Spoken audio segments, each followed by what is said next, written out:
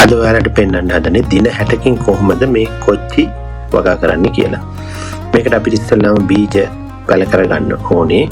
මේකට අපිට පාවිච්චි කරන්න පුළුවන් මේ කෙසෙල් ගෙඩිය ඉදුණු කෙසෙල් ගෙඩියක මේ විදිහට බීජ දාලා අපිට මේ බීජ පැල කරගන්න පුළුවන්.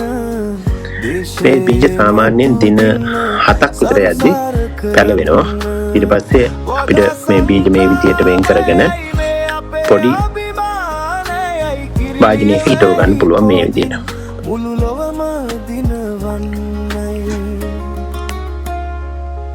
මේක දින 20ක විතර මේ වගේ ලොකු ප්‍රමාණයට වැවෙනවා. ඊට පස්සේ අපි මේ බෝතලයකින් අපිට හදාගන්න පුළුවන්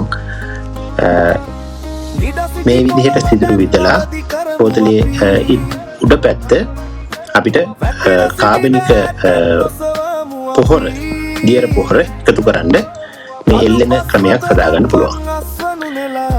මේකේ වාසිය තමයි අපිට නිතරම පොහොර දාන්න අවශ්‍ය නැහැ. මේකේ තෙතමනයට අනුව පස්වල තෙතමනයේ අනුව ඉබේම පොහොර මේ පැලවලට එකතු වෙනවා.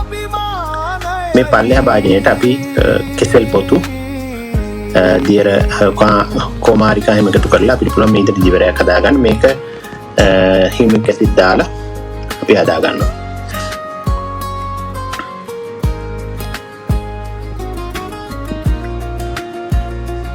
ඊළඟට අපිට වැදගත් වෙන්නේ පස් මිශ්‍රණය හදාගන්න එක.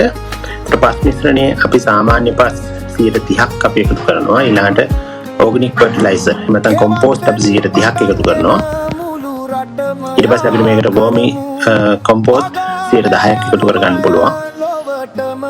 මේකට ට්‍රයිකෝඩර්මාත් එකතු කරගන්න, කොකෝපීටුත් එකතු කරගන්න.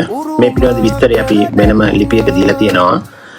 ඊට පස්සේ මේ වැදගත් වෙනවා මේ කෘමි විකර්ශකයක් යොදා ගන්න. මේකට කෘමි විකර්ශකයක් විදිහට අපිට සැම්පල් මේ විදිහට හදා ගන්න පුළුවන්. මේ පිළිවෙල විස්තරය අපි ලිපියේ දීලා තියෙනවා.